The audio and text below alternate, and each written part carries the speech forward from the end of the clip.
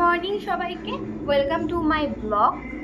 So আজকে আমি তো রোগা হয়ে গেছিলাম, বাট আমি এখন মোটা হয়ে গেছি আবার। তো আমি আমার ওয়েট লস জার্নিটা আপনাদের সাথে শেয়ার করব, কি কি খাচ্ছি, কতক্ষণ জিম করছি, সব কিছু করবো। তো আমি আজকে দিয়ে শুরু করছি।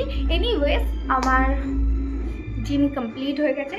দেন তারপরে আমার মনে হলো না, আমি তো আগে 103 কেজি ছিলাম, সেখান দিয়ে আমি 60 কেজিতে এসেছিলাম।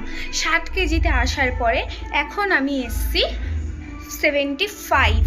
ঠিক আছে, আমি আপনাদেরকে ওয়েটটা দেখিয়ে দিচ্ছি, দাঁড়া ব্যাক ক্যামেরা করি। এই যে ওয়েট মেশিন, দেখে নিই। সো 75 থেকে আমি কি করে আবার মিনিমাম 65 হই, সেটাই আপনাদের সাথে শেয়ার করব।